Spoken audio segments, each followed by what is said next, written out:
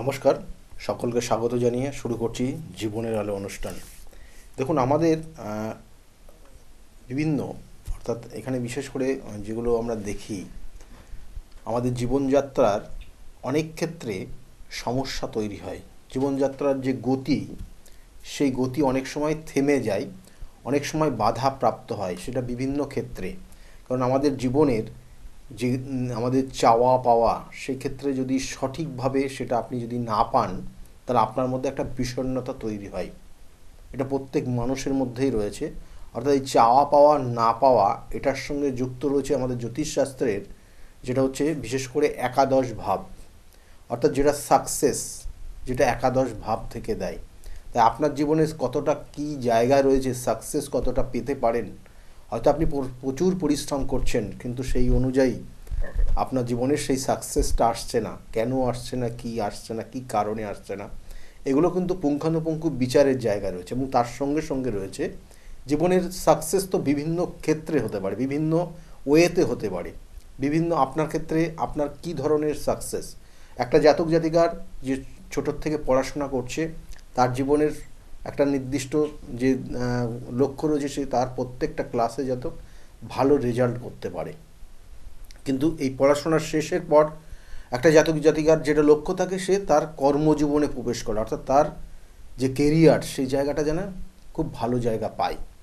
এবং তারপরে এই স্টেপ বাই স্টেপ সবগুলোই আসে, এবং তারপরে তার আর্থিক জায়গা যেন আস্তে আস্তে স্বাবলম্বী হয় এবং ভালো হয়। এবং তারপরে তার বৈবাহিক জীবন, অর্থাৎ তার বিবাহের ক্ষেত্রে, সেই ক্ষেত্রে কতটা ভালো হবে, বিবাহের সঠিক যোগ আসবে কিনা, বা সঠিক যোগ পেয়েও সেক্ষেত্রে সেই যোগটা কাজে লাগাতে পারবে না। কেন দেখবেন অনেক জাতক জাতিকারা রয়েছেন যে বিবাহে তার কেরিয়ারটা জায়গা ভালো রয়েছে, তো সে ভালো চাকরি করছে, কিন্তু বিবাহ হতে চাইছে না, বা বিবাহিত জীবনে গিয়ে সমস্যা তৈরি হচ্ছে। আবার বিবাহ হয়ে গেছে, দেখা গেলো কিন্তু সেখানেও যে জীবনের একটা নির্দিষ্ট যে স্বাদ, মাতৃত্ব যে সুখ, সেটা অনেক দাম্পত্য, অর্থাৎ অনেক দম্পতিরাই কিন্তু এটা এখনও পেয়ে ওঠেনি, অর্থাৎ পায়নি। অর্থাৎ এটাও কিন্তু একটা জীবনের নির্দিষ্ট দিশা বা একটা সাকসেস, যেটা সন্তান আসছে না। তাহলে এইগুলো প্রত্যেকটা স্টেপ। আবার দেখা গেলো যে স্বামী স্ত্রীর মধ্যে সেই সম্পর্কের জায়গাটা কিন্তু ঠিক নেই, অর্থাৎ এখানে একটা সমস্যা তৈরি হয়। অর্থাৎ প্রত্যেকটা, আমি প্রথমেই যেটা আলোচনা করতে গেলাম, যে আমাদের জীবনের যেটা চাওয়া পাওয়া, সেটা যদি আমি সঠিকভাবে না পাই, তাহলে আমাদের মধ্যে বিষণ্ণতা তৈরি হয়। এবং এর জন্য বেশ কিছু গ্রহ দায়ী রয়েছে। কারণ প্রত্যেকটা স্টেপ, একটা স্টুডেন্ট থেকে আরম্ভ করে বিশেষ করে স্বামী স্ত্রী বা ধরুন বৈবাহিক জীবনের যে জায়গাগুলো, সেগুলো প্রত্যেকটা গ্রহ আমাদেরকে কিন্তু ইন্ডিকেশন করে। এবং তার সঙ্গে সঙ্গে রয়েছে বিভিন্ন ধরনের, কারণ কিন্তু বিভিন্ন পূজা পাঠ, এবং তার সঙ্গে সঙ্গে বিভিন্ন ক্রিয়া। কারণ আপনার ক্ষেত্রে কোন সমস্যা রয়েছে, সেই সমস্যার কিভাবে তার প্রতিকার প্রতিবিধান হবে, সেটাও কিন্তু নির্দিষ্ট না, নির্দিষ্ট যে কানেকশান অনুযায়ী যে প্রতিকার প্রতিবিধান, শাস্ত্রীয় প্রতিকার প্রতিবিধান রয়েছে, সেটা সেই জন্য আমি বারবার বলি যে তিথি নক্ষত্র দেখে এই কাজগুলো করতে হবে। তিথি নক্ষত্র কিন্তু যথেষ্ট গুরুত্বও রয়েছে। তাই একটা জাতক জাতিকার দেখা গেলো সন্তান আসছে না, বা একটা জাতক জাতিকার দেখা গেলো বিবাহ হচ্ছে না, বিবাহের ক্ষেত্রে বাধা তৈরি হচ্ছে, বা একটা জাতক জাতিকার দেখা গেলো বিবাহিত জীবনে বহু কষ্টের মধ্যে রয়েছে। দেখা গেলো বিবাহিত জীবনটা এমন একটা ছন্ন ছাড়া জায়গা তৈরি হয়ে গেছে, জীবনের সুখ শান্তি সমৃদ্ধি, এটা আপনার চাওয়া পাওয়ার জায়গা রয়েছে, কিন্তু আপনি পাচ্ছেন না। এবং এর জন্য যে গ্রহগুলো বিশেষ বিশেষ গুরুত্ব রয়েছে, সেটা হচ্ছে এক শুক্র গ্রহ, আর এক হচ্ছে মঙ্গল গ্রহ। তাই শুক্র এবং মঙ্গল কতটা আপনার ক্ষেত্রে ভালো জায়গায় আছে সেটা দেখতে হবে। কারণ একটা অর্থাৎ দাম্পত্য জীবনে মঙ্গল যদি মেয়েদের ক্ষেত্রে পীড়িত হয়ে যায়, তাহলে তার ক্ষেত্রে সন্তান আসতে সমস্যা হয়। আর ছেলেদের ক্ষেত্রে শুক্র গ্রহটা যদি পীড়িত হয়ে যায়, তাহলে তার ক্ষেত্রে সন্তান আসতে সমস্যা হয়। তাহলে সন্তানের জায়গাটা কিন্তু এই ক্ষেত্রে সমস্যা তৈরি করে। তাছাড়াও কখনো কখনো পঞ্চম ভাব পীড়িত হয়ে গেলে এই জায়গাগুলো তৈরি হয়। আবার কখনো ছেলেদের ক্ষেত্রে শুক্র গ্রহটা কোনো নেগেটিভ গ্রহের সঙ্গে কানেকশন হয়ে গেলে, তা সেক্ষেত্রে সেই জাতক জাতিকা কোনো অন্য কোনো সম্পর্কে জড়িয়ে যায়, সেই সম্পর্ক তৃতীয় কোনো ব্যক্তির দ্বারা প্রতারিত হয়ে যায়। আবার মেয়েদের ক্ষেত্রেও কিন্তু শুক্র মঙ্গল কানেকশন বা রাহু কানেকশন, তাদের ক্ষেত্রে কিন্তু তাদের জীবনের কিন্তু অনেক সময় টার্ন নিয়ে নেয়, অনেক সময় সমস্যার মধ্যে পড়ে যায়, অনেক সময় দাম্পত্য জীবন কিন্তু ছেদ পর্যন্ত হয়ে যায় কোনো তৃতীয় ব্যক্তির কারণে। তাহলে এই জায়গাগুলো আপনার ক্ষেত্রে যদি আছে, তাহলে তার জন্য তার সঠিক প্রতিকার প্রতিবিধানের নির্দিষ্ট জায়গা রয়েছে। অনেক ক্ষেত্রে দেখবেন যে বিবাহের জায়গা রয়েছে, বিবাহ হচ্ছে না, লাস্টে গিয়ে আটকে যাচ্ছে। বিবাহের যোগ কেন হচ্ছে না, কি কারণ? যে সপ্তম ভাব থেকে বিবাহের যোগ দেয়, তাহলে সেই ক্ষেত্রে সেই জাতক জাতিকার সপ্তম ভাব পীড়িত হয়ে গেছে নাকি, সেটাকে একবার দেখেছেন? না তার জন্মছকের অশুভ কিছু গ্রহযোগ রয়েছে, তার জন্য তার বিবাহ হচ্ছে না। অশুভ গ্রহদোষ অনেক ক্ষেত্রে সমস্যা তৈরি করে, যেটা এক ব্যভিচারী, একটা ছন্নছাড়া বা মাঙ্গলিক দোষ, তার বিবাহিত জীবনে সমস্যা হয় বা বিবাহ হতে গেলে দেরি হয়ে যায়, বা বিবাহ হতেই চায় না, লাস্টে গিয়ে দেখা গেলো তার জীবনে তার সন্ন্যাস জীবন তার মধ্যে চলে আসছে। তাহলে এই জায়গাগুলো দেখবেন যে অনেক সময় অনেক জাতক জাতিকা এখন বিবাহ করতেই চাইছে না, ভয়ের কারণে যে পরবর্তী জীবনে কি হবে। তাহলে এই জিনিসগুলো কিন্তু তৈরি হয়ে যায় তার জন্মছকের। সেই জন্য বারবার বলি, 27টা নক্ষত্র, 12টা রাশি এবং 9টা গ্রহের সমন্বয়ে আমাদের জীবনযাপন চলে। সেই রকমই এই জীবনযাপন যেমন চলে, তার সঙ্গে সঙ্গে গ্রহগত কানেকশান আমাদের কিন্তু ওতপ্রোতভাবে জড়িয়ে থাকে আমাদের জীবনের মানকে উন্নত জায়গায় নিয়ে যাওয়ার জন্য। সেই জন্য যে দশা অন্তর্দশা আমাদের জীবনকে সেক্ষেত্রে প্রভাবিত করে। আমাদের দশা, যে আপনি যে সময় জন্মগ্রহণ করেছেন সেই দশা অনুযায়ী আপনার জীবনযাপন চলে।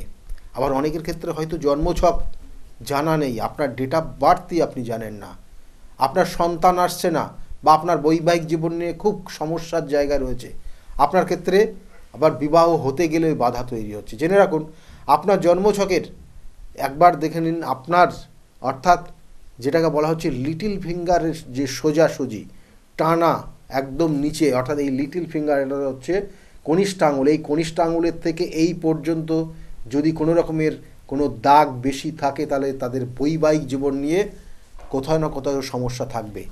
এই জায়গার থেকে, অর্থাৎ এই লিটিল, অর্থাৎ এখানে কনিষ্ঠ আঙুলের এইখানে শেষ, এইখান থেকে, অর্থাৎ এই যে এখান থেকে যেটা শুরু হয়েছে কনিষ্ঠ আঙুলটা, এখান থেকে এই পর্যন্ত এই জায়গাটার মধ্যে যত কাটাছেঁড়া থাকবে, অর্থাৎ বহু দাগ থাকবে, তাদের ক্ষেত্রে বৈবাহিক জীবন নিয়ে বিভিন্ন সমস্যা থাকবে। এবং কারো কারো ক্ষেত্রে তাদের সন্তান, মেয়েদের ক্ষেত্রে বেশি থাকলে তাদের সন্তানের স্থান কিন্তু সমস্যা তৈরি হয়ে যায়।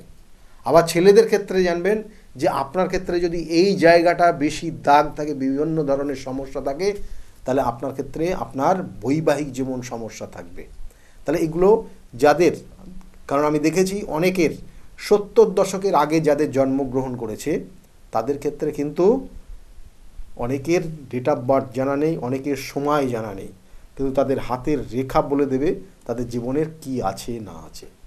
তাই সন্তান আসছে না, বিবাহ হচ্ছে না, বা বিবাহিত জীবনে সমস্যা তৈরি হয়ে আছে, বা বিবাহের ক্ষেত্রে বিবাহিত জীবনে কোনো এমন কিছু সঙ্গদোষ আপনাদের জীবনটাকে ছাড়খাড় করে দিচ্ছে, বা বিবাহিত জীবনে আপনি আপনার শ্বশুর বাড়ির থেকে আপনি অত্যাচারিত হচ্ছেন, তার জন্য প্রতিকার প্রতিবিধানের একটা নির্দিষ্ট ক্ষণ আসতে চলেছে আগামী দিনে। কারোর ক্ষেত্রে হয়তো মাঙ্গলিক দোষ রয়েছে, বিবাহের ক্ষেত্রে বাধা হয় বা বিবাহিত জীবনে সমস্যা হয়, তাদের জায়গাও কিন্তু আগামী দিনে খুব পাওয়ারফুল একটা কানেকশান আসতে চলেছে, যেটা শিবরাত্রি। যে শিবরাত্রি যোগে এখানে বলা হয় শিব এবং পার্বতীর বিবাহ হয়েছিল ওই নির্দিষ্ট দিনে, অর্থাৎ শিবের সঙ্গে পার্বতীর বিবাহ হয়েছিল এখানে। অর্থাৎ শিবকে ইঙ্গিত করা হচ্ছে মঙ্গলের সঙ্গে, অর্থাৎ শিব মঙ্গলকে ইঙ্গিত করে, অর্থাৎ প্রত্যেক মানুষের মধ্যে মঙ্গল সূচনা রয়েছে, প্রত্যেক মানুষের মধ্যে শিবের অবস্থান রয়েছে, এবং এই শিবলিঙ্গ, অর্থাৎ এখানে মঙ্গলের একটা প্রতীককে ইঙ্গিত করা হয়, এবং প্রত্যেক মানুষের মধ্যে সেই মঙ্গলের প্রতীক অবস্থান রয়েছে, প্রত্যেক মানুষের মধ্যে মঙ্গল সূচনার জায়গা রয়েছে। এবং এর সঙ্গে সঙ্গে বলা হচ্ছে যে ওই নির্দিষ্ট দিনে শিবের সঙ্গে শক্তির মিলন হয়েছিল, এবং শিব শক্তির মিলনে সৃষ্টি হয়েছিল, সেটাকেই ইঙ্গিত করা হচ্ছে। এবং এই সৃষ্টির কারণ এখানে আপনারা জানেন যে ওই নির্দিষ্ট তিথিতে শিব কিন্তু তাণ্ডব নৃত্য চালিয়েছিল, এটাও কিন্তু তার উল্লেখ রয়েছে শিব পুরাণ। এবং সেই তাণ্ডব নৃত্য কিন্তু সৃষ্টির বিনাশ হতে চলেছিল, তখন কিন্তু সেখানে সেই শক্তির সম্মিলিত জায়গায় তারপরের থেকে সৃষ্টি তৈরি হয়। এবং এখানে বলা হচ্ছে যে এখানে বিভিন্ন ক্ষেত্রে বিভিন্ন জায়গায়, কারণ প্রত্যেক মাসের প্রত্যেক বছরের ফাল্গুন মাসের কৃষ্ণপক্ষের চতুর্দশী তিথিতে আমরা কি না শিবের পুজো করে থাকি বা শিবরাত্রি পালন করি। সেদিনকে সারা রাত জেগে আমরা কি করি না শিব এবং পার্বতীর উপাসনা করি। সেক্ষেত্রে আমরা 4টে প্রহর ধরে 4 প্রহরে 4 বার শিবলিঙ্গর পুজো করে থাকি ওই দিন। এবং সেক্ষেত্রে যারা বিবাহিত তারাও করেন তাদের সংসারে উন্নতির জন্য, যাদের বিবাহ হয়নি তাদের আগামী জীবনটা যাতে খুব উন্নতময় হয়, তাদের চাওয়া পাওয়া, তাদের স্বামীর জায়গা, তাদের আগামী দিনের বিভিন্ন ক্ষেত্রে শান্তির জায়গা, সেই জায়গাগুলো যেন ভালো হয়, তার জন্য কিন্তু বহু মানুষ সেক্ষেত্রে কিন্তু তারা পুজো করেন। এবং কুমারী মেয়েরা তারাও কিন্তু এই নির্দিষ্ট দিনে আগামী দিনের যাতে ভবিষ্যৎটা ভালো হয় এবং শিবের মতো, আমরা অনেক ক্ষেত্রে কথিত আছে যে শিবের মতো বর পাওয়ার জন্য তারা কিন্তু শিবের মাথায় আবার শিবলিঙ্গে জল ঢালেন। এবং এর সঙ্গে সঙ্গে যাদের সন্তান আসছে না তারাও কিন্তু নিষ্ঠার সঙ্গে এখানে শিবলিঙ্গে বা শিব পার্বতীর পুজোয় কিন্তু তারাও অংশগ্রহণ করে এবং তারা কিন্তু তাদের কিন্তু সেই আশা আকাঙ্ক্ষা সেক্ষেত্রে কিন্তু সেখানে জানায়। কারণ এখানে এই নির্দিষ্ট তিথিতে শিব এবং শক্তির এখানে শক্তি ইঙ্গিত করা হচ্ছে, সেটা মা পার্বতীর সঙ্গে, অর্থাৎ সেই শক্তির মিলন হয়েছিল এবং সেক্ষেত্রে সেখানেই সৃষ্টি তৈরি হয়েছিল। এবং এক্ষেত্রে সেই জন্য বলা হচ্ছে যে এই নির্দিষ্ট দিনটা কিন্তু খুব গুরুত্বপূর্ণ তিথি।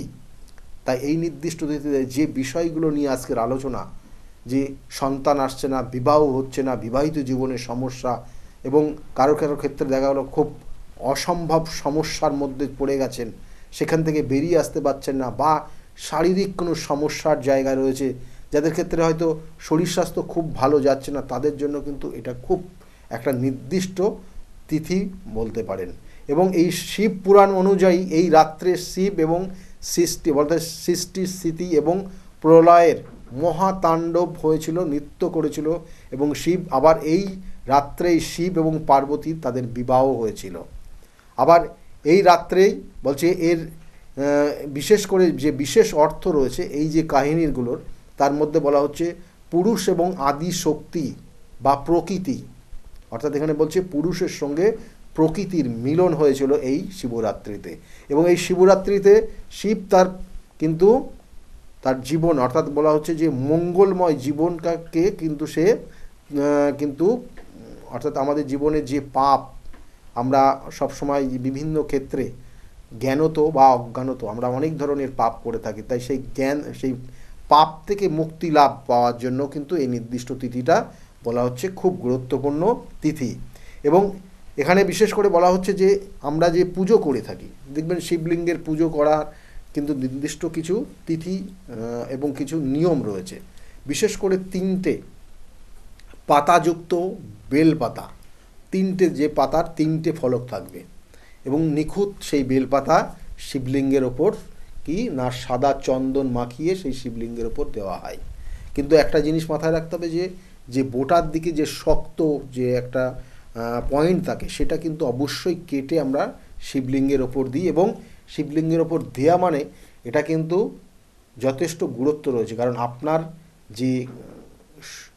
যে চাওয়া পাওয়া সেই জায়গাটা শিবলিঙ্গের ওপর দিচ্ছেন, শিবের মহামন্ত্র উচ্চারণ করে দিচ্ছেন আপনার চাওয়া পাওয়ার জায়গাটার কিন্তু পরিপূর্ণতা আসার জন্য। এবং এর সঙ্গে সঙ্গে বলা হচ্ছে যে এই নির্দিষ্ট তিথিতে আমরা যে ক্রিয়াগুলো করি, যে 4টে প্রহরে দুধ, দই, ঘি, মধু এবং চিনি, এই যে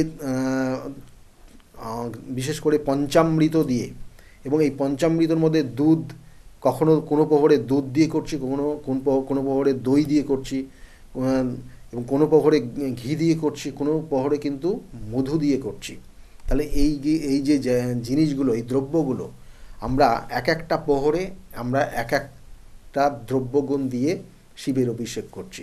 এগুলো প্রত্যেকটার কিন্তু খুব গুরুত্ব রয়েছে। আমরা অন্য বিষয়ে আলোচনা করব অন্য এপিসোডে নিয়ে এগুলোর আলোচনা করব যে এগুলোর প্রত্যেকটার কী গুরুত্ব রয়েছে। এবং তার সঙ্গে সঙ্গে বিশেষ করে আমাদের জন্মছকের অনেক সময় দেখবেন যে হঠাৎ করে কোনো দুর্ঘটনার একটা যোগ রয়েছে, বা কোনো কোনো ক্ষেত্রে দেখা গেলো যে আপনার শরীর স্বাস্থ্য এমন অবস্থা তো চলছে যে কোনো কারণে হয়তো আপনি সেই রোগ থেকে মুক্তি পাচ্ছেন না, বা আপনার অসুস্থতা লেগেই আছে। আজকে ঠান্ডা লাগা, কালকে জ্বর, কালকে পরশুদিনে এই সমস্যা, একের পর একটা সমস্যা রয়েছে।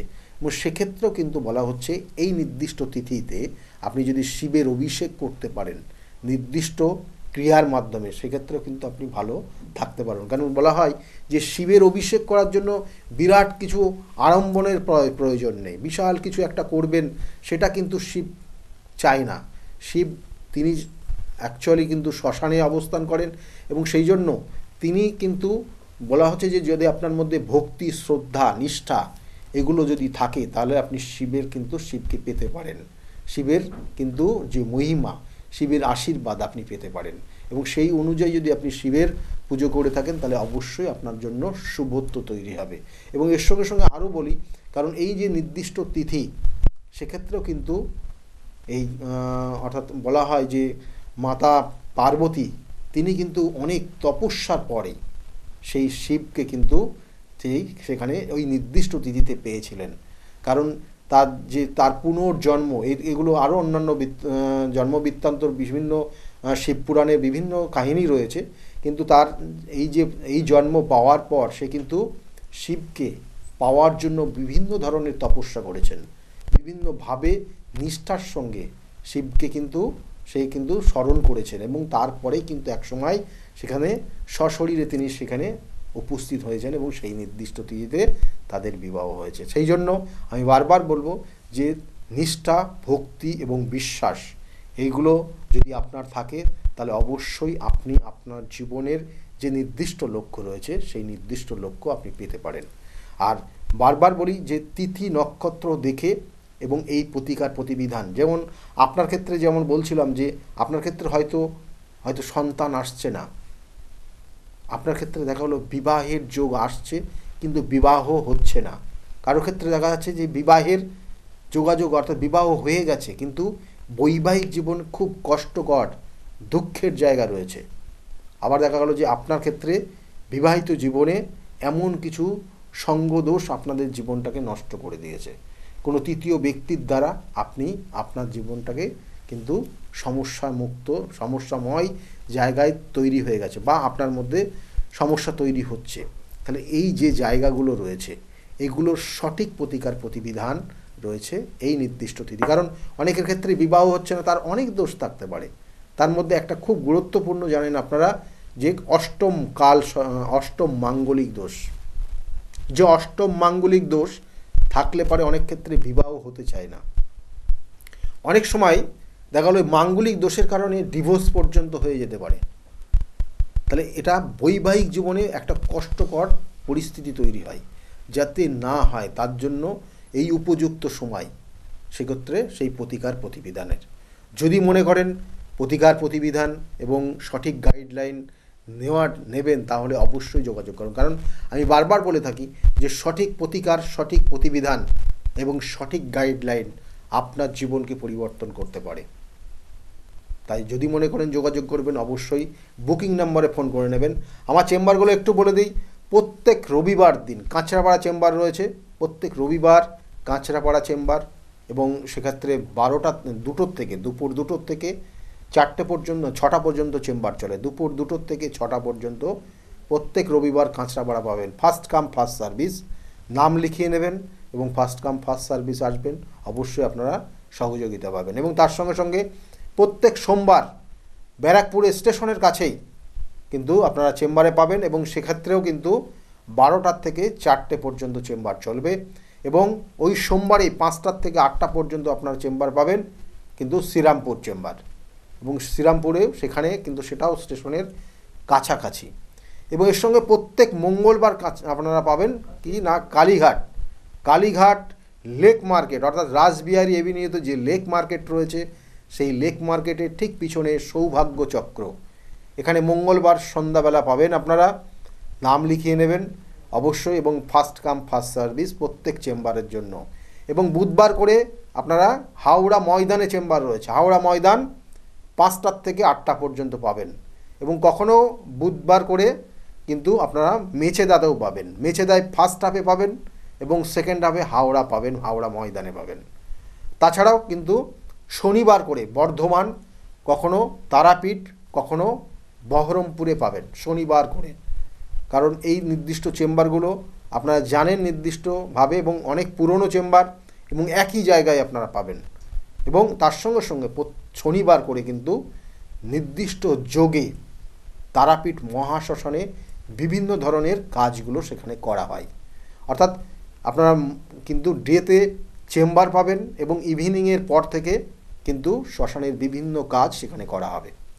আপনারা যারা যারা যোগাযোগ করেছেন বিগত দিনে, যাদের অলরেডি নাম এন্ট্রি আছে, তারা অবশ্যই যোগাযোগ করে নেবেন কখন যেতে হবে, কোন সময় যেতে হবে।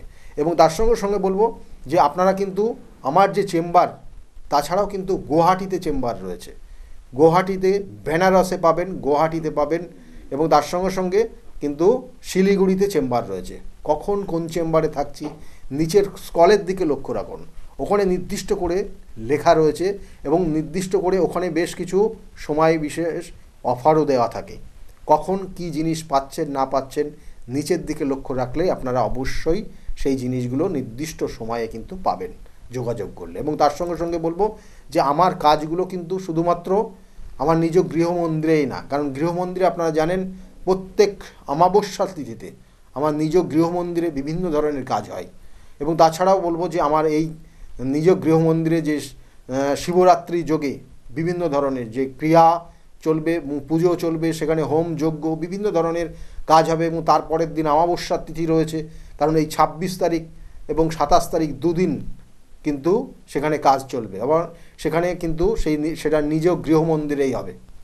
এবং তার সঙ্গে সঙ্গে তারাপীঠ শ্মশানে যেমন কাজ হয়, তার সঙ্গে কামাখ্যাতেও কিন্তু কাজ হয়, কামাখ্যাতে কাজ হয়, বেনারসেও কাজ হয়। কারণ এক একজনের কাজের সমস্যা, এক একজনের তার জীবনের সমস্যা অনুযায়ী তার সঠিক প্রতিকার প্রতিবিধান তার নির্দিষ্ট স্থানে করা হয়।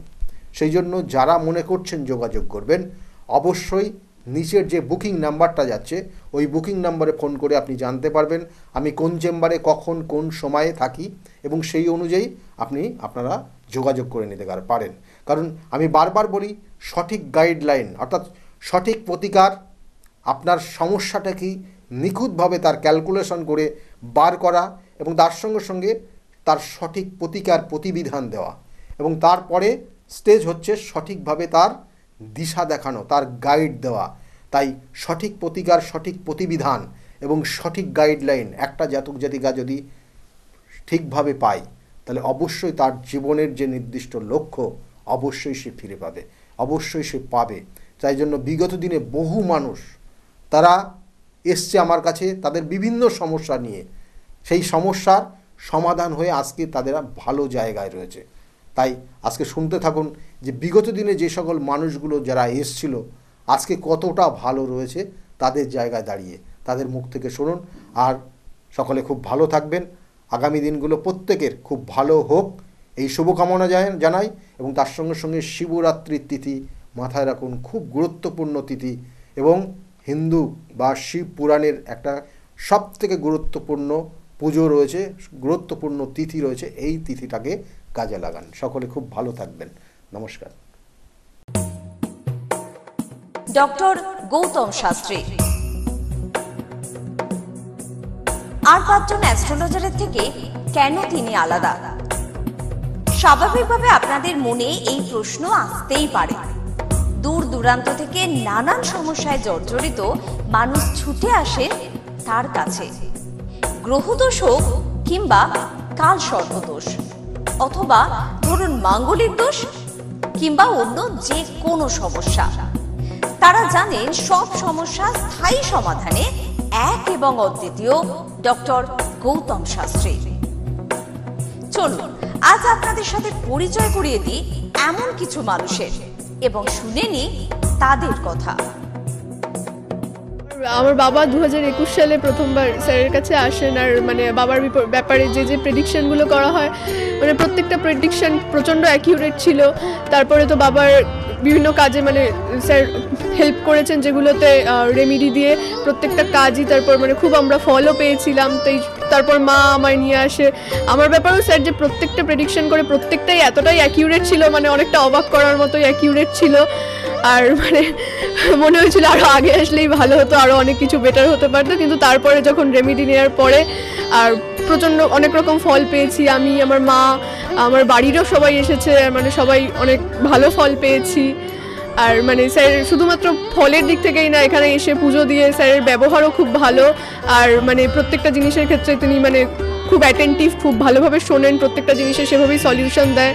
তো আমি এসে তো খুব ভালো ফল পেয়েছি। আপনারা যদি দেখে থাকেন, আসবেন, মানে অবশ্যই ফল পাবেন। স্যারের কাছে আমি 2019 সাল থেকে আসছি। তো আমি স্যারের কাছে এসে আমি স্যারের যা প্রেডিকশন ছিল সবগুলোই মিলে গেছে এবং হুবহু আমার কিছু না বলার আগেই উনি সব কিছু বলে দিয়েছিলেন। তাই জন্য আমি ফল পেয়েছি বলে আমি ওনার কাছে এত দূর কাঁচরাপাড়াতে এসেছি। দাদার কাছে এসে আমি আমার নিজের সংসারের যা দায়িত্ব ছিল, অসুবিধা ছিল, সেই সবগুলোও আমি পেয়েছি। কি কাজকর্ম ছিল না, সেই সব কাজকর্মগুলোও আমি নিজের হাতে পেয়েছি, সব কিছু পেয়েছি। যেখান থেকে যা আমি ঋণ করেছিলাম সেগুলোও আমি আজ শোধ করতে পেরেছি। নিজেকে অনেক সংসার থেকে আমি মুক্ত হতে পেরেছি সব কিছু করে। আমি সোমনাথ মজুমদার, কল্যাণীতে থাকি। আমি গৌতম বাবুর কাছে দীর্ঘদিন ধরে আসি। ওনার ব্যবহার, ওনার কার্যকলাপ আমার জীবনের জন্য যথেষ্ট প্রভাব বিস্তার করেছে। বিশ্বাস করি, ভরসা করি এবং ভবিষ্যতে ওনার মত অনুযায়ী চলতে পারবো বলে। আপনার নাম? আমার নাম ছায়া গুপ্তা। কোথা থেকে আসেন? আমি ভদ্রেশ্বর থেকে এসেছি। এখানে এসে কোনো উপকার পেয়েছেন? প্রচুর উপকার পেয়েছি। আমার যে কোনো সমস্যা ছিল, সমস্যার সমাধান হয়েছে এবং আমি ছাড়া আদার্স অন্য কারোকে নিয়ে এসেছি, তারাও উপকার পেয়েছেন বা পাচ্ছেন। আগামীকালও যারা আসবেন তারাও উপকার পাবেন। আপনাদেরকে অনুরোধ করছি, যার যে কোনো সমস্যা আছে এসে গৌতম শাস্ত্রীর সঙ্গে যোগাযোগ করুন। আপনার নাম? আমার নাম সুচিত্রা দাস। আমি পায়রাডাঙ্গা থেকে এসেছি। এখানে কিভাবে এলেন? এখানে একজন আমাকে খবর দিয়েছিল, আমার সঙ্গে চেনা পরিচিত, সে এসেছিলেন। তা আমাকে বললো যাও, ইনি এখানে গেলে কাজ হবে। তার সূত্র ধরেই আসা এখানে। উপকার পেয়েছেন? হ্যাঁ, আমি এসেছি আমার 2 ছেলের জন্য, আমার নিজের জন্য। আছি, ভালো আছি। তার মানে আপনি যার রেফারেন্সে এসেছেন তিনি প্লাস আপনি, আপনারা সবাই উপকৃত হয়েছেন, তাই তো? হ্যাঁ, উপকৃত আছি। আপনার নাম? কোথা থেকে এসেছেন? শিবানী কর্মকার। আমি দমদম অঞ্চল থেকে এসেছি, মানে বাঙুর থেকে এসেছি। এখানে কিভাবে জানতে পারলেন? আমি ফেসবুকের মাধ্যমে জানতে পেরেছি। এটা তো গৌতম শাস্ত্রীর কথা। উনি হাতিবাগানেও বসেন, সেখানেই আমি গিয়ে যোগাযোগ করেছি আর কি।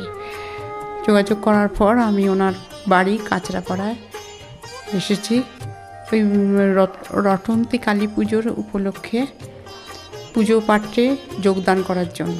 আমার এসে বেশ ভালো লেগেছে। ওনার এখানে সবাই কি বলবো, ভক্তি সহকারে মানে নিজের ওনার উনি যা বলেন মোটামুটি ভালোই উপকার হয় মানুষের। শুনেই আমি এসেছি। আমিও প্রথম এলাম, এসে দেখছি চারিদিকে জনসমুদ্র, থেকে খুব ভালো লাগছে। আশা করি আমি যে উদ্দেশ্য নিয়ে এসেছি সেটা নিশ্চয়ই কার্যকরী হবে, এই আশা রাখি আর কি ডক্টর গৌতম শাস্ত্রীর কাছে। নমস্কার, আমি শর্মিষ্ঠা। আমি দীর্ঘ 5 বছর ধরে গৌতমদার কাছে আসি। আমি যখন প্রথম এখানে এসেছিলাম আমার ব্যবসায় প্রচণ্ডভাবে ক্ষতি হয়েছিল, কোনো উন্নতি ছিল না, নেগেটিভিটি আর ডিপ্রেশন আমাকে ঘিরে ধরেছিল। তো এক আত্মীয়র কথা শুনে আমি এখানে আসি। আসার পর দাদা আমাকে যে অ্যাডভাইসগুলো করেছিল এবং যে উনি ক্রিয়াগুলো আমায় করতে বলেছিল সেগুলো আমি করার পর খুব ভালোভাবে উপকার পাই। ফলে আজ থেকে 5 বছর আগে যে পরিণামটা ছিল ব্যবসার লস, সেই লস থেকে আমি প্রচণ্ড ভালোভাবে রিকভারি শুধু করিনি, আমি সাকসেস পেয়েছি। এরকম অনেক সময় হয়েছে যে দাদা আমাকে বলেছিল যে এগুলো করলে ভালো হবে না বা এটা করো না, আমি না শুনে নিজের মতন করে করেছিলাম, ফলে সেখানেও আমার ক্ষতি হয়েছিল। এই ক্ষতি হওয়ার পর থেকে উনি যখনই আমাকে যা বলে আমি সেইগুলোই আমি শুনে চলি এবং প্রত্যেকটা পদে পদে তার প্রমাণ মেলে সাকসেসের মাধ্যমে। আমার সাকসেস হওয়ার পর আমি আমার বন্ধুদেরও এখানে রেফার করেছি, যাদের পার্সোনাল এবং প্রফেশনাল লাইফে যে সমস্ত প্রবলেম ছিল তারা সেগুলোর থেকে রিকভার করে বেরিয়ে এসছে, খুব উন্নতি লাভ করেছে। করছে। এই সমস্ত ঘটনা আমাদের এবং আমার বন্ধু বান্ধবের জীবনে এতটাই একটা পজিটিভ সাইন এনেছে, আমি এবং আমার বন্ধু এবং আমার আত্মীয়রা সবাই আমরা ডক্টর গৌতম শাস্ত্রীর কাছে আমরা সবাই উপকৃত লাভ করি এবং আমরা ডক্টর গৌতম শাস্ত্রীর কাছে অসংখ্য ধন্যবাদ জানাই, উনি আমাদের এত সুন্দরভাবে অ্যাডভাইস করে থাকেন বলে। আমি কস্তুরী সরকার, আমি কাঁচরাপাড়া থেকে আসছি। আমাকে মা ক্লাস 12-এ ডক্টর গৌতম শাস্ত্রীর কাছে নিয়ে আসে। তো সেখানে আসার পর আমাকে ডক্টর গৌতম শাস্ত্রী কিছু রেমেডি দেন, তো আমার খুব সাহায্য হয় তাতে। তারপর আমার পড়াশোনা কমপ্লিট করার পর কাকু বলেন যে আমাকে গ্র্যাজুয়েশন আর ITI করার জন্য। তো সেখানে করে আমি ভালো ফল পেয়েছি। তারপর আমার চাকরি লাইনে আসা, তো ডক্টর গৌতম শাস্ত্রী বলেন যে আমি এই মাসের মধ্যে একটা ভালো চাকরি পাবো, তো সেটা 1 মাসের আগেই আমি পেয়ে গেছি। তো আজকে সেটাই জানাতে এসেছি কাকুকে যে আমি চাকরি পেয়েছি। তো আপনারাও যদি আসতে চান, ভালো ফল পেতে চান, কাকুর সাহায্য পেতে চান, তো আপনারাও আসুন। আশা করি আপনারাও ভালো ফল পাবেন এবং সাহায্য পাবেন। নমস্কার।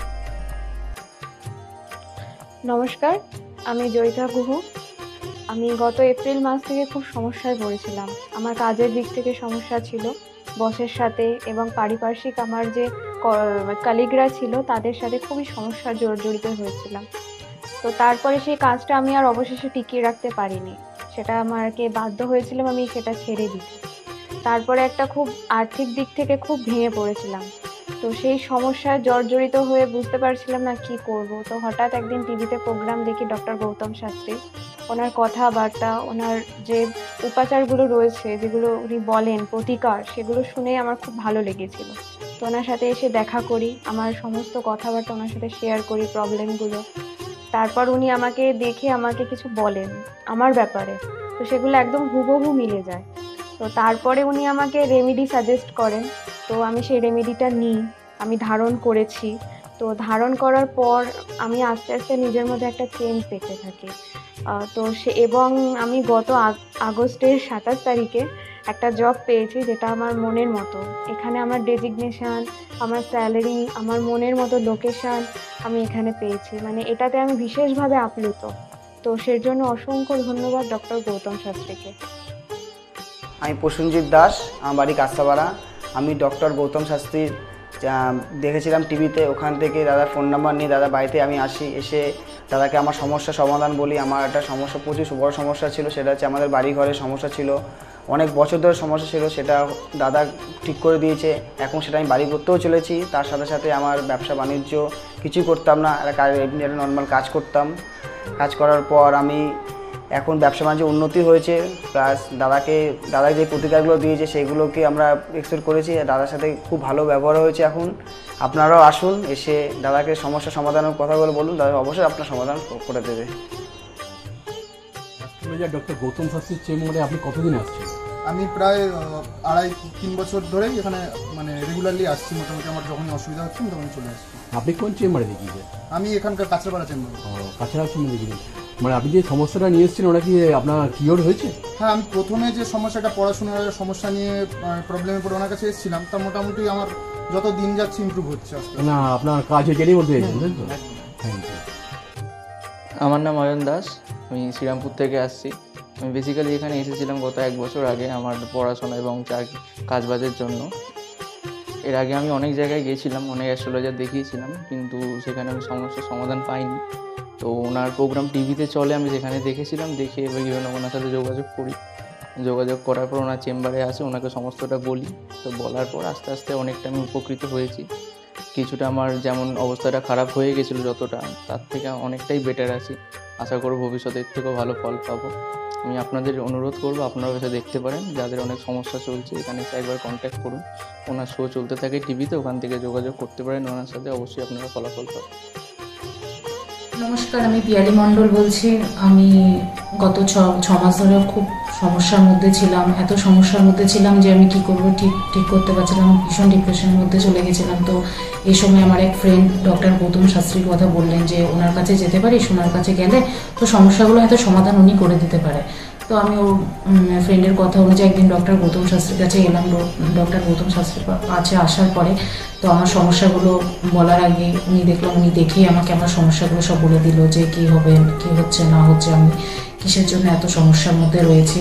তো উনি বলল যে সঠিকভাবে যদি একটি রেমেডি ধারণ করা যায় তাহলে হয়তো সমস্যার সমাধানগুলো হতে পারে। তো আমি ওনার কথায় অনুযায়ী সঠিক রেমেডি ধারণ করলাম। রেমেডি ধারণ করার পরে দেখলাম যে আমার সমস্যাগুলো আস্তে আস্তে সমাধান হয়ে যাচ্ছে। তো আমরা এখন আগের থেকে অনেক ভালো আছি, ভীষণ ভালো আছি, ভীষণ ভালো রাখছি, পরিবারও সবাই ভালো আছে। আমার যে সমস্যাগুলো হচ্ছিল সেগুলো আর হচ্ছিল না।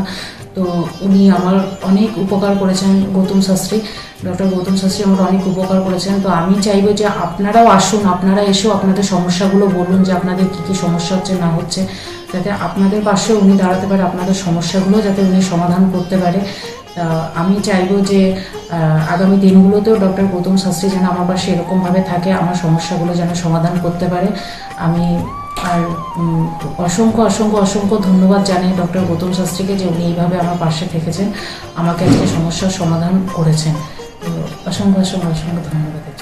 শুনলেন তো, এনাদের প্রত্যেকের আশা, ভরসা এবং বিশ্বাসের একটাই নাম, ডক্টর গৌতম শাস্ত্রী, যার সম্পর্কে আমরা এত কিছু শুনলাম। চলুন এবার দেখে নিই তিনি কি বলছেন। আজকের যে ফিডব্যাক আপনারা পাচ্ছেন এগুলো কিন্তু আমার সবটাই আমার গুরুদেবের আশীর্বাদ। কারণ গুরুদেব আমাদেরকে একটাই জিনিসই বলেছিলেন যে যেভাবেই হোক মানুষকে উপকার করলে তোমার কিন্তু আগামী দিনে দেখবে তোমার মানুষ কিন্তু তোমার পাশে এসে দাঁড়াবে। এবং সেইভাবেই আমি কিন্তু যেভাবে সকলের উপকার বা আমি যতটা কাজ করছি সকলে উপকৃত হচ্ছে, এবং এর জন্য আমিও কিন্তু খুব আনন্দ পাই যখন তারা বলে যে না দাদা আমি আপনার এই কারণে এই জন্য এসেছিলাম, এই কাজটা আমি পেয়ে গেছি। সুতরাং আমিও চাই যে এইভাবে মানুষের পাশে থেকে মানুষকে সহযোগিতা করে মানুষকে আরও ভালো জায়গায় পৌঁছে দেওয়া। যাদের খুব দুঃখের মধ্যে কষ্টের মধ্যে আছে তাদেরকে কিছুটা গাইড করে তারা যদি আরও ভালো জায়গায় যেতে পারি এবং ভালো জায়গায় তাদেরকে যদি নিয়ে যেতে পারি, এটাই হচ্ছে আমার মেন উদ্দেশ্য। অর্থাৎ তারা যদি আরও ভালো জায়গায় যেতে পারে সেখান থেকে যে আনন্দ উপভোগ করতে পারবো আমি, সেটা কিন্তু চিরস্থায়ী থেকে যাবে।